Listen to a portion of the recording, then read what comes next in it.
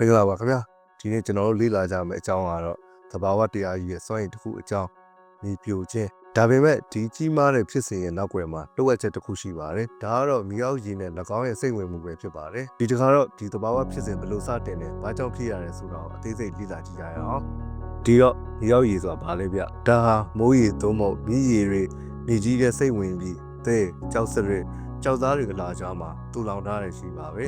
ဒီရေစုပြုံနေတဲ့နေရာကိုရေလောင်ကျော်လို့ခေါ်ပါတယ်။မြေအောက်ရေရဲ့အရေးပါမှုကမယုံနိုင်စရာပါ။ကျွန်တော်တို့တောက်သုံးနေတဲ့ရေစိုက်ပျိုးရေးစက်မှုလုပ်ငန်းသုံးရေအများစုကမြေအောက်ရေပါပဲ။မိုးခေါင်နေတဲ့အခါမှာလည်းဒီချောင်းတွေကိုပြန်ဖြည့်ပေးတဲ့သဘာဝရဲ့လှုပ်ဝက်ချက်တစ်ခုပါ။ဒါပေမဲ့ဒီလိုရေကြီးရဲ့အရင်းမြစ်တွေကိုချင်းချောက်နေတဲ့အချက်တစ်ချက်ရှိပါတယ်။မိုးရေနဲ့ပြန်ဖြည့်ပေးနိုင်တာထက်ပိုပြီးထုတ်သွင်းရင်ရေမျက်နှာပြင်နှိမ့်ဆင်းသွားပါတယ်။ဒါကတော့အလွန်ကျော်ထုတ်သုံးခြင်းပါစက်ရုံစိုးရေပိုးသက်စေးမွေးမြူရေးစွန့်ပစ်ရေတွေကမြေအောက်ကိုစိတ်ဝင်ပြီးရေကိုအစိတ်ဖြစ်စေပါတယ်ဒါကတော့ညဉ့်ညမ်းပါမြေအောက်ရေဟာကျွန်တော်တို့ရဲ့အနာဂတ်အတွက်အသက်သွေးကြောပါ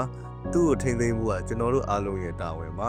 ရေကိုချွေတာသုံးစွဲကြညဉ့်ညမ်းမှုကိုကာကွယ်ကြပါစို့ဒါပေမဲ့ကောင်းတာတွေကလည်းအလွန်ကျော်ဆိုရင်အနေရဖြစ်တတ်ပါတယ်မြေအောက်ရေအလွန်များလာတာဒါမှမဟုတ်မိုးရန်တီးထစွာရွာလိုက်တဲ့အခါမြေကြီးဟာရေကိုဆက်လက်ဆုပ်ယူနိုင်စွာမရှိတော့ပဲလုံးဝရေဆိုပြည့်သွားတတ်ပါတယ်ဒီအခြေအနေကိုပဲရေဆိုပြည့်ခြင်းလို့ခေါ်ပါတယ်မြေကြီးရဲ့အမုံလေးတွေချားမှာရေတွေပြည့်နေတဲ့အခါသူတို့ရဲ့သဘာဝချိတ်ဆက်မှုအားတွေကရော့ကျသွားပါတယ်ရလက်အနေနဲ့မြေကြီးဟာပျော့ပြောင်းလာပြီးသူ့ရဲ့မူလတည်ငြိမ်ခိုင်မာမှုကိုဆုံးရှုံးသွားလာပါတယ်မြေအောက်ရေဟာသဘာဝရဲ့လှုပ်ဝက်ချက်တစ်ခုပါမိုးရေတွေမြေကြီးရဲ့စိတ်ဝင်ပြီးသဘာဝရဲ့တူလောင်ကန်းထဲမှာသိသိထားတဲ့ကြီးပန်တွေလိုပါပဲဒါဟာကျွန်တော်တို့ရဲ့တောက်သုံးရေစိုက်ပျိုးရေးအတွက်အသက်သွေးကြောတစ်ခုပါဒါပေမဲ့မိုးကအလွန်ကြွကြွတဲ့အခါဒါမှမဟုတ်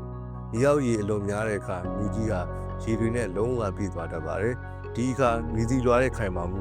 ကပြည့်သွားတတ်ပါတယ်ဒီလိုကနေမြေပြိုမှုဆိုတာစတင်ပါတယ်မြေလွှာကြောက်တုံးတစ်ပင်တွေအားလုံးရဲ့စွမ်းငင်တန်းမခံနိုင်တော့ပဲရှော့ကျသွားတာပါဒီဖြစ်စဉ်ကိုလှုပ်ဆော်ပေးနေတဲ့အဓိကအကြောင်းအရာတွေကတော့မိုးတိထန်သွားကြသုံးမှုမြေအောက်ရေဖိအားများမှုလူသားတွေရဲ့တောင်တူးမြောင်းဖော်မှုတွေနဲ့စောက်တိန်တဲ့မြေမျက်နှာပြင်သဘာဝတို့ပဲဖြစ်ပါတယ်။မြေမှုဟာကြောက်စရာကောင်းတဲ့သဘာဝပြီးတစ်ခုပါ။ဒါကြောင့်သဘာဝကိုနားလည်ပြီးကြိုတင်သတိထားကာကွယ်ဖို့ဟာကျွန်တော်တို့အားလုံးရဲ့တာဝန်ပဲဖြစ်ပါတယ်။